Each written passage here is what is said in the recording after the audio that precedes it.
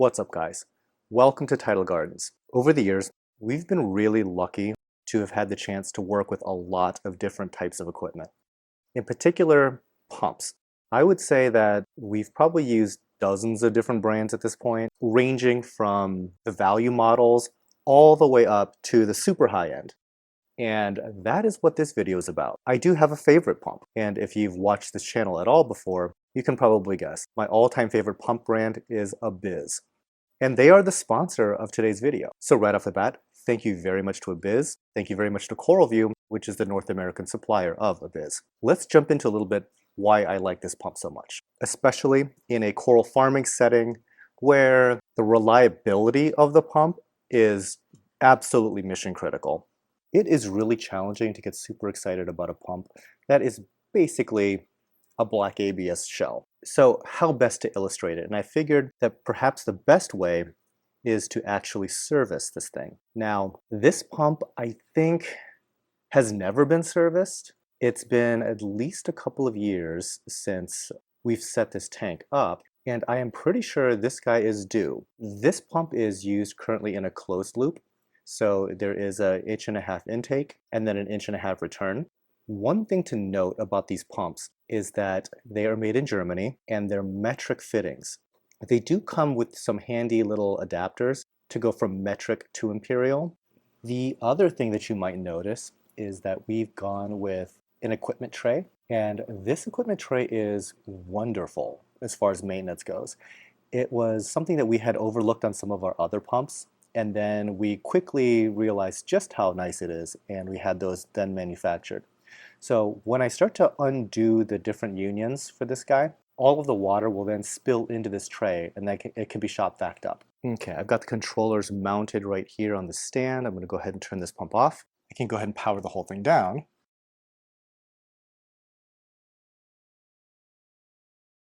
And then from here, I'll undo the pump.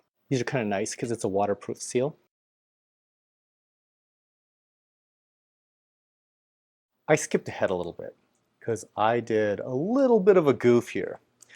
So this is the cable that goes from the pump to the controller, and the screw up is that there is kind of a balance that you have to play with doing really good wire management and also making certain things accessible.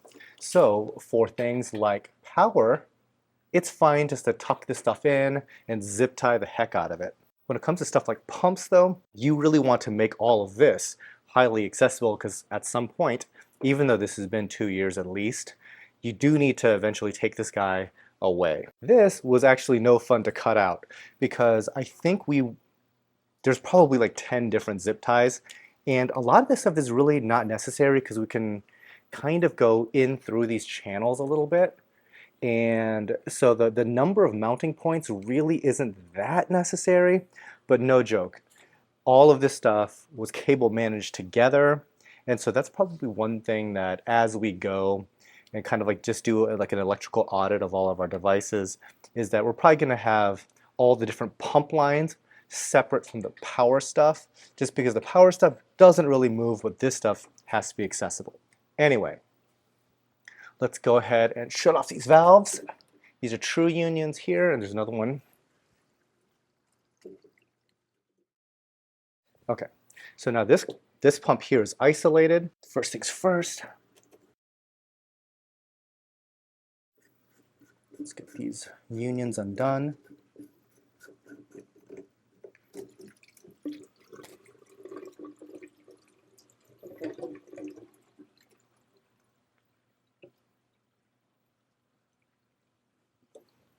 This guy. Really shouldn't have anything in the top one after you drained it from the bottom. A little bit of a trickle, not a big deal. Okay, and then, so we have this. And I really should have a bucket closer. But we'll get the bucket, we'll get the stuff in this tray vacuumed up, and we'll go from there.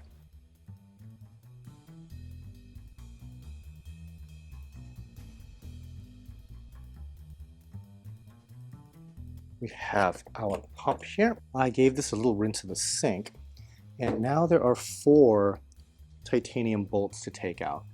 I think it's a 5. Let's try the 5s. Yep. So you got a little titanium nut as well as the bolt itself. Don't want to lose these.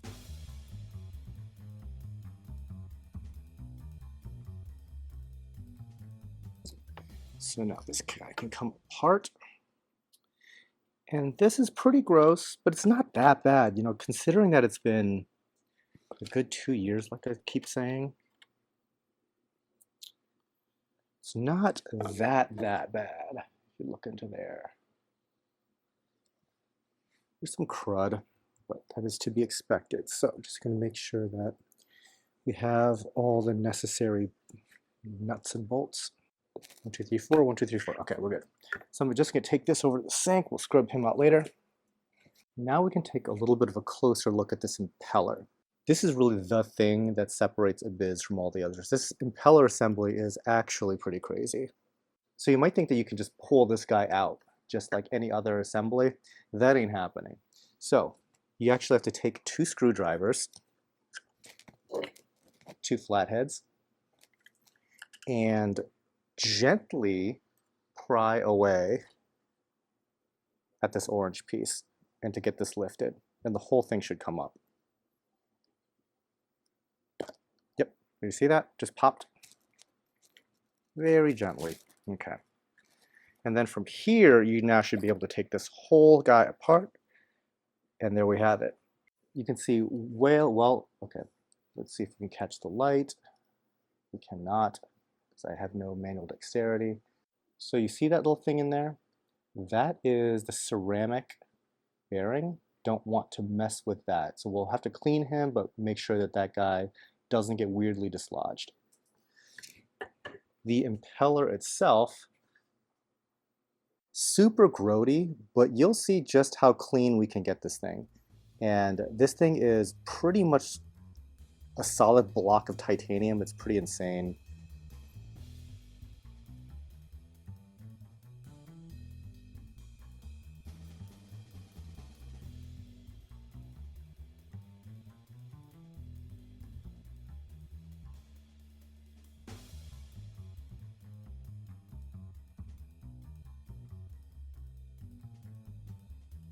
One other little detail that I can point out is that this little guy comes out as well.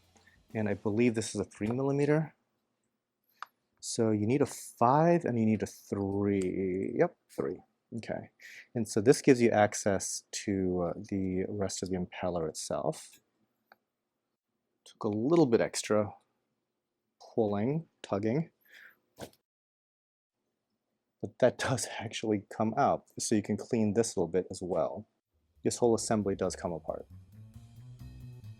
Back to the sink, we'll scrub these guys out.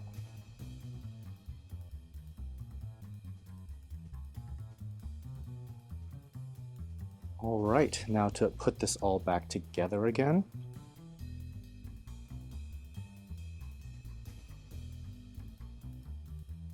Okay, so now to put this all back together again, I'm missing an O-ring already. Can't forget this little guy. He goes right on this seal right here. There you go, right there.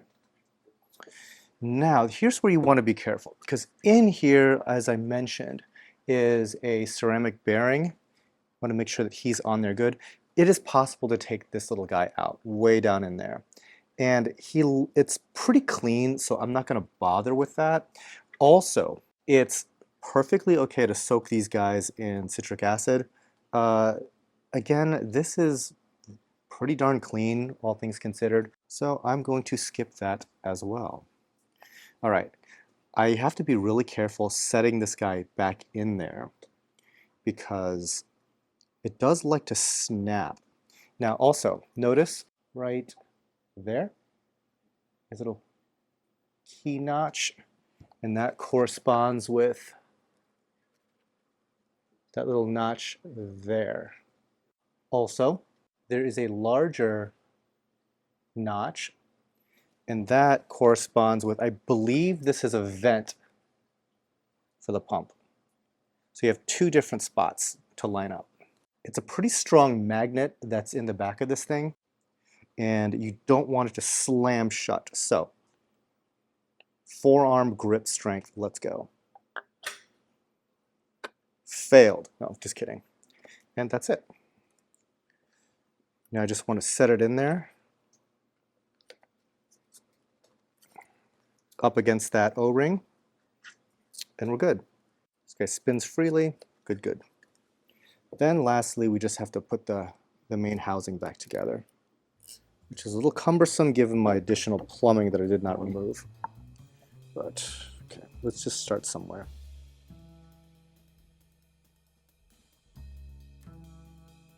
Again, not tightening them down just yet, I just want to get them started.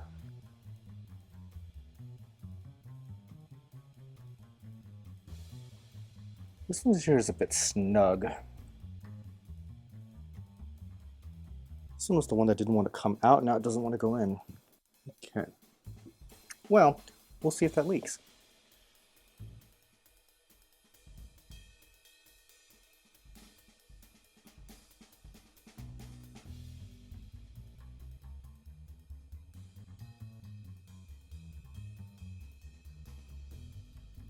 Okay, that is how you clumsily service one of these guys. Make sure these are nice and tight. All right, fingers crossed, no leaks. Let's see how this goes. Looks like we're good. I am going to do the wire management later, but let's get this guy reattached.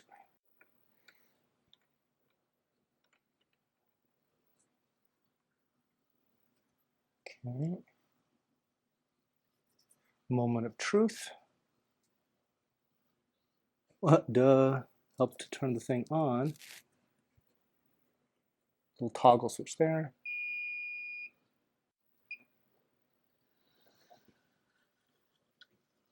And we're running. Double check again for any leaks or anything like that. Nothing really. Looks good. All right, guys, that does it. Once again, thanks to both CoralView and Abyzz for sponsoring this video. They manufacture and distribute easily my favorite pump.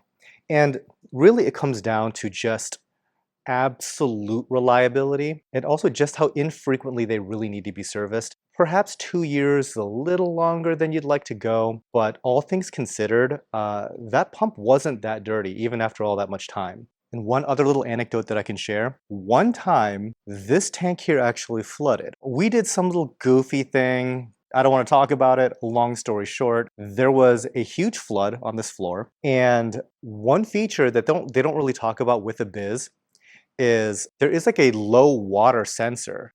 So once our return pump, that's an Abyzz 400, once that triggered this alarm, it shut the pump down so the pump didn't burn itself out like a lot of other pumps might have. So again, ultimate reliability, that's what we're looking for here, and we have bought quite a lot of them. Anyway guys, hope you enjoyed the video. Until next time, happy reefing.